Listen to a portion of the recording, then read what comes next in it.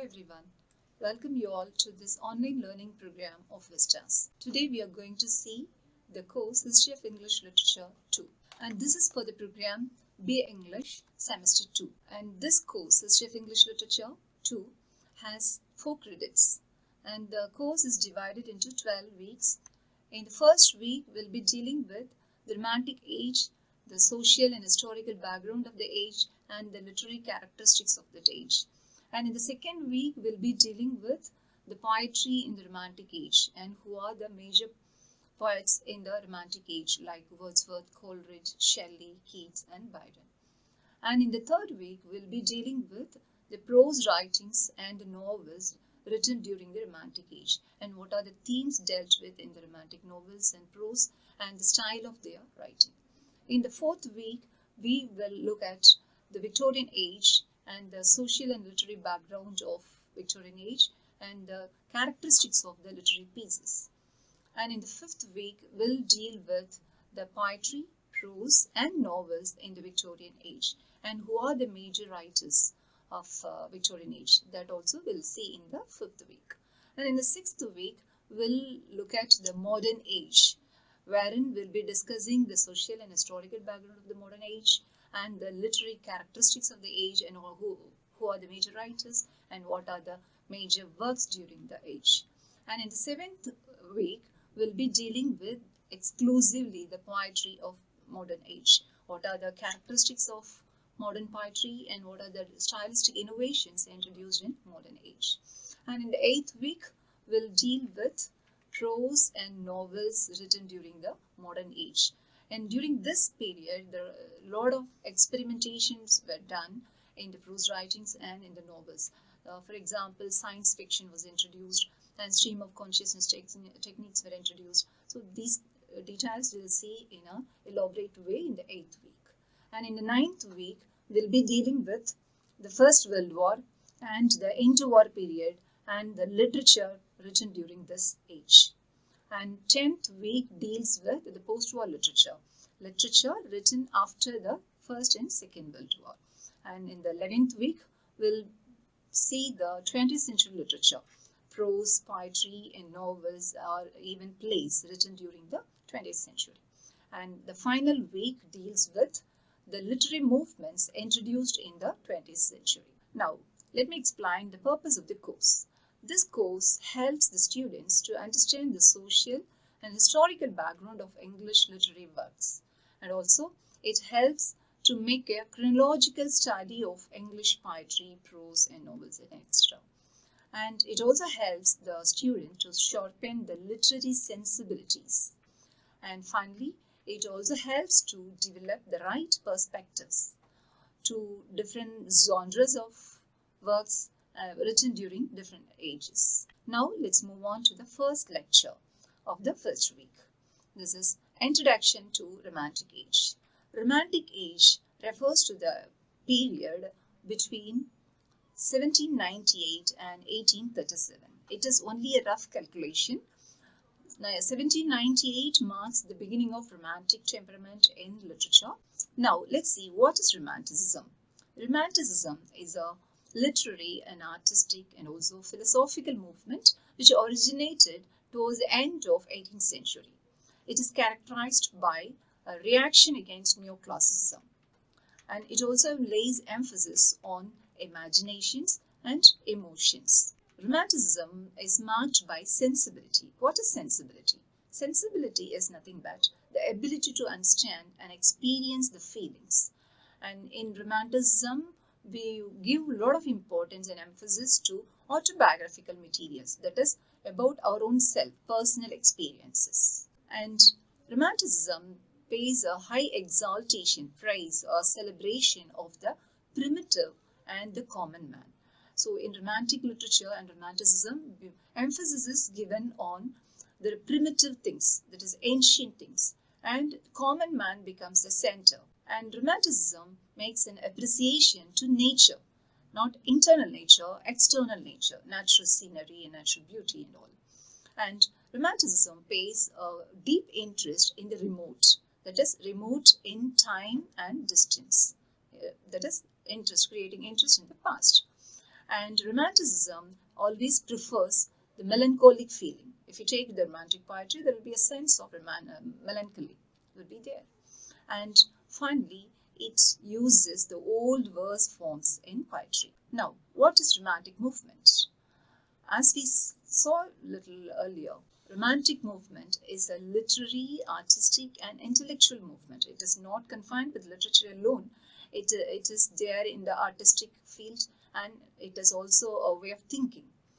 It actually originated in Europe during the end of 18th century, exactly in 1798.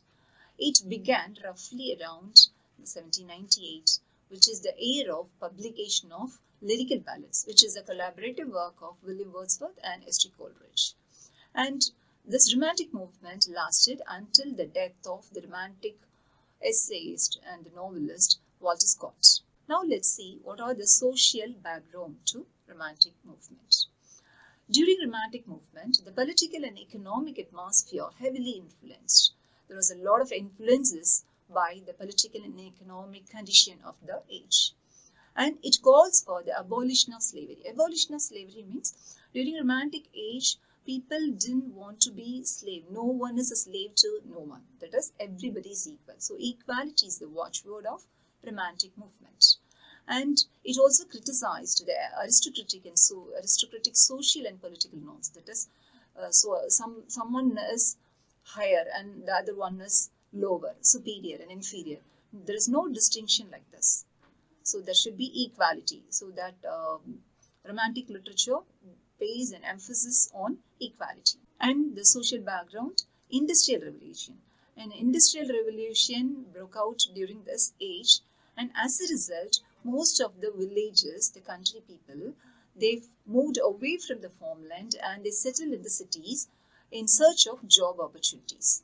And this is also an age of technological innovations, wherein many devices and the technological equipments were introduced, which made people's lives easier. And this Romanticism is a reaction against the spread of industrialization. So during the industrialization, people all moved to the cities and they ignored nature. So the Romantic writers, they took responsibility to make a call for nature, back to nature, return to nature. So they paid a call for more attention, paying more attention to nature. And this also makes a call for the ability to capture emotion and the tenderness of man. That is, Romantic literature pays more attention to the emotions. And what is the historical background of the age? As we discussed earlier, it is a reaction against the disillusionment of the Enlightenment period. That is, the Neoclassical age, which emphasized on reason. And Romanticism emerged after the French Revolution. This is very important to know. Beginning of Romanticism is, the birth of Romanticism is French Revolution. It caused a relevant social change in Europe, and wherein a new movement was born, and the watchwords of French Revolution is liberty, equality and fraternity, which made a tremendous influence in the whole world. And it aimed to highlight the emotions and the irrational world of the artist and of the nature. And Romantic movement is opposed to reason and rationality, which was so prevalent during the Neoclassical age. Now, let's see what are the two major influences that introduced Romantic age or Romantic movement. The first major influence is by the French Revolution. Now, let's see what is French Revolution. In France, the aristocratic people and upper class people, they were suppressing the poor working class for a long time. The poor people had to pay heavy taxes, and they were getting only low wages, and they were suppressed for a longer period by the aristocratic people. And the long suppressed working class burst out at one point of time. In 1789, exactly on July 14th, they all exploded. They revolted against the aristocratic people, and this revolution lasted for 4 years. Initially, the revolution was in a moderate phase for 2 years. From 1789 to 1792, it was in a moderate phase. But later, after 1792, it took a radical speed. That means it became so violent and aggressive. And even William Wordsworth was much influenced and inspired by this French Revolution, and he introduced and spread the ideals of French Revolution: liberty, equality, and fraternity. But later, he felt sorry for supporting the French Revolution. Initially, he said, bliss was it in that dawn to be alive. That is, he strongly supported the French Revolution and ideals. And later, he felt sorry for supporting the French Revolution because it took an aggressive turn. The leader of the revolutionaries, Napoleon Bonaparte, even he became a dictator-like, which Wordsworth and the other writers didn't like. So in 1794, Wordsworth said, I am of that odious class of men called Democrats. So that is, he started hating the aggressiveness of the Democrats. And later, he also stated, I recoil from the bare idea of a revolution. So this was the cause of French Revolution. Though it started in a moderate way initially, it went on very aggressive and violent way, which was not liked by many. In 1811, Wordsworth made a comparison between Napoleon and Milton's Satan. So that reveals and explains how the revolution took a wrong turn later. But anyhow, the ideas of French Revolution is really good, which inspired the world, which inspired most of the countries to fight for their freedom. That is, liberty, equality, and fraternity. That is the motto of French Revolution, which inspired many countries. And the second major influence is lyrical ballads, which is a collection of lyrical poetry written by William Wordsworth and S.T. Coleridge. Why this was a major influence for Romantic literature? Because this was a trend-setting work. In this work, William Wordsworth and S.T. Coleridge completely deviated from the new classical standards of writing poetry. They introduced a new style of writing poetry. And Wordsworth defined poetry is a spontaneous overflow of powerful feelings recollected in tranquility. But in the neoclassical age, poetry was meant for thinking, rationality, and good sense. But William Wordsworth and Coleridge, they thought poetry is something spontaneous, natural, and it is emotional. It should be an emotional outburst, not a product of rationality. So they also set a new trend for writing poetry. That is why this lyrical ballads marks the beginning of Romanticism. And how Romanticism spread. Romanticism, though it started in the 18th century, end of 18th century, it spread throughout Europe during the 19th century, and it was not confined only to literature. It was extended to painting, music, history, and architecture. And the major influence or the impact of Romanticism is Gothic revival, that is bringing back the old Germanic style of writing and art and architecture, that is called Gothic revival. So these are the major features and characteristics of Romanticism. Now let's sum up what we've seen so far.